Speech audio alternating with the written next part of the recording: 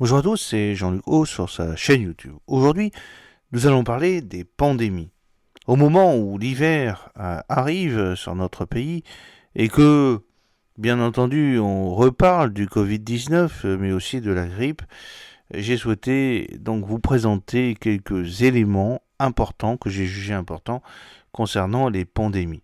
Alors, quelques chiffres, par exemple, de 2009 sur la grippe H1N1, c'était la grippe.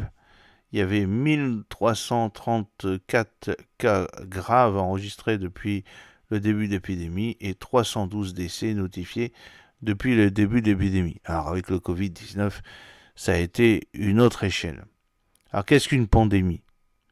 C'est la progression rapide d'une maladie infectieuse à un grand nombre de personnes et le plus souvent par contagion. Alors quelles sont les causes principales? Principaux causes, ce sont les virus, leur mutation, la situation hygiénique instable. Observation, le nombre de malades peut varier en fonction de la gravité de la maladie et de l'accessibilité aux services médicaux. Les risques d'aggravation selon le type du virus, les personnes les plus vulnérables sont les personnes âgées, les sans-abri, les enfants. Les modes de transmission, l'apparition d'une pandémie grippale peut résulter d'une combinaison génétique entre des virus grippaux animaux et humains ou des mutations progressives d'un virus animal, permettant une adaptation à l'homme. S'agissant de la transmission de l'homme à l'homme, le virus grippal se transmet par la voie aérienne, c'est-à-dire la dissémination dans l'air du virus par l'intermédiaire de la toux et de l'éternuement ou des postillons, et puis le contact prolongé avec une personne infectée lorsque l'on l'embrasse ou qu'on lui serre la main. Le contact avec les objets touchés est donc contaminé par une personne malade, par exemple une poignée de porte. La politique de santé publique, dans l'hypothèse d'une menace pandémique, est essentiellement nationale, mais le maire joue un rôle central dans la mise en œuvre des orientations décidées au niveau étatique. C'est l'article L 1411-1 du Code de la santé publique. Alors, depuis 2004, l'État met régulièrement à jour un plan national pandémie dont la dernière version vise à planifier et gérer un risque de pandémie. C'est le préfet de région qui établit le plan régional de santé publique, le PRSP, qui inclut obligatoirement un plan d'action relatif à l'alerte et à la gestion des situations d'urgence sanitaire dans lequel doit s'inscrire un plan destiné à faire face à une épidémie. C'est l'article L 1411-11 du Code de la santé publique. L'Institut de veille sanitaire, l'INVS, a la responsabilité du dispositif d'alerte en cas de menace sanitaire et recommande toute mesure ou action appropriée. C'est l'article L 1413-2 du Code de la santé publique. Le ministère de la Santé peut prescrire toute mesure urgente proportionnée au risque encouru et habiliter le préfet à prendre toutes les dispositions d'application nécessaires. C'est l'article L 3131-1 suivant du Code de la santé publique. Chaque établissement de santé doit établir un plan blanc d'établissement qui peut être déclenché par son directeur en cas de crise afin de mobiliser immédiatement les moyens de toute nature pour faire face à la pandémie. C'est l'article L 3131-7 et suivant du Code de santé publique.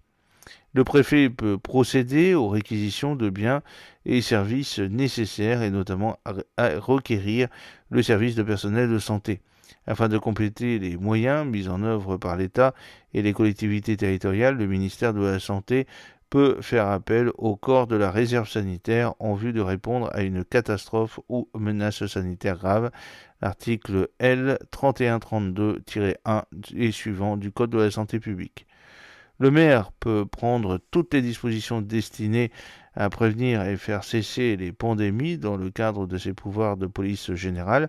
L'article L 2212-2-5 du Code général de collectivité territoriale et s'appuyer sur le PCS pour la remise en œuvre. Les éléments nécessaires à l'action du maire dans la gestion d'une crise sanitaire majeure de type pandémie sont régulièrement précisés sous forme de fiches, c'est la circulaire interministérielle. Alors parlons maintenant de la prévention et de la protection. 3 vaccins sont obligatoires, les vaccins contre la diphtérie, le tétanos et la poliomyélite. La vaccination préventive est une forme de vaccination visant à simuler les défenses naturelles de façon à prévenir l'apparition d'une maladie.